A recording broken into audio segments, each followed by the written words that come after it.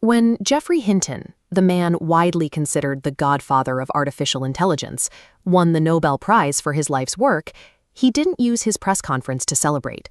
He spent the time calmly discussing the very real possibility of human extinction. In Silicon Valley, tech elites casually throw around a metric over coffee called PDoom. It stands for the probability of doom, their personal estimate that the technology they are actively building will wipe out humanity. These aren't fringe analysts. OpenAI CEO Sam Altman and Anthropic CEO Dario Amodei place their estimates between 10 and 25%. Altman bluntly notes that the worst-case scenario is, quote, lights out for all of us. This pie chart reflects a 2023 survey of thousands of machine learning researchers. On average, the experts actively developing this technology estimate a 16% chance that AI will lead to our extinction. That equates to roughly 1 in 6 odds. Think about those odds. If you were standing at the date and the engineers told you there was a 1 in 6 chance your passenger plane would crash, would you still choose to board the flight? We don't see oil companies warning investors that their product will inevitably destroy the climate, or biotech firms openly advertising that they are manufacturing doomsday bugs. The AI industry is entirely unique in sounding the alarm about its own creations, which leaves us with a terrifying contradiction. If the creators themselves believe there is a massive chance this technology ends humanity, why are they racing to build it anyway? This timeline tracks our expectations for artificial general intelligence. Experts used to predict human-level AI was decades away, but recently, new models scored an astonishing 160 on IQ tests, shifting the consensus timeline to just 3 to 5 years. Pivoting to a line graph, this near vertical spike represents Super Moore's law. Raw AI computing power is doubling every 6 to 12 months.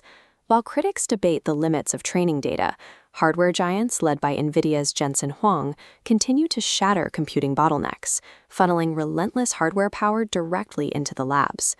The danger lies in how these systems operate. Neural networks are essentially a black box. AI isn't programmed with traditional lines of code. It evolves internally as we feed it data, meaning we cannot fully understand how it makes decisions. Microsoft AI CEO Mustafa Suleyman calls this a new digital species. He warns that we lose control the moment a model achieves 3 specific capabilities: autonomy, the ability to rewrite its own code to self-improve, and the ability to duplicate itself.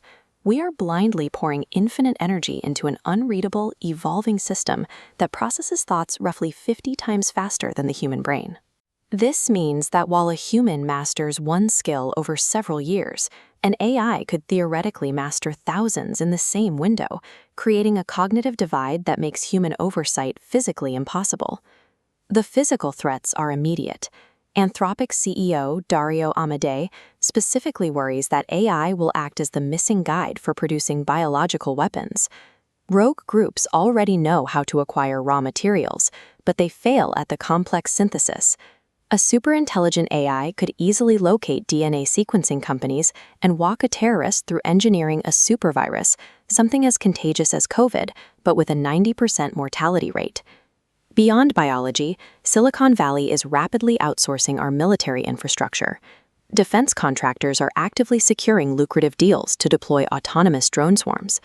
Philosophers suggest we can avoid catastrophe by keeping AI locked in a secure server, a concept known as the containment myth. But global arms races shatter that illusion. The fear that a rival nation will achieve artificial superintelligence first will force governments to weaponize it. Throughout history, the allure of immense power guarantees that human beings will eventually bypass safety protocols. We are already seeing this recklessness at the top. Mark Zuckerberg has stated his intention to release superintelligent AI models entirely open source to the public, dismissing the need for strict, centralized guardrails. Human competition and the pressure of a global arms race ensure that we will eventually grant AI the autonomy it needs to become uncontrollable. We are trading long-term species survival for the immediate advantage of the race. Historian Yuval Noah Harari warns that the arrival of artificial superintelligence does not mark the end of history. It marks the end of human-dominated history.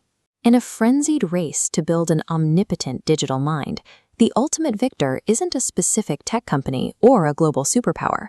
The only guaranteed winner is the AI itself.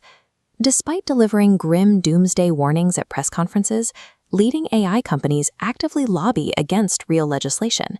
They insist on voluntary safety commitments, pledges they can legally discard the moment regulation hurts their profit margins. This bar chart reveals a massive disconnect between Silicon Valley and the rest of society.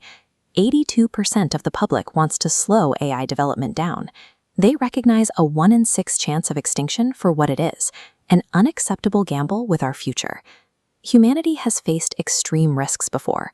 We managed global pandemics and pulled back from the brink of nuclear annihilation by instituting binding international treaties and prioritizing survival over progress.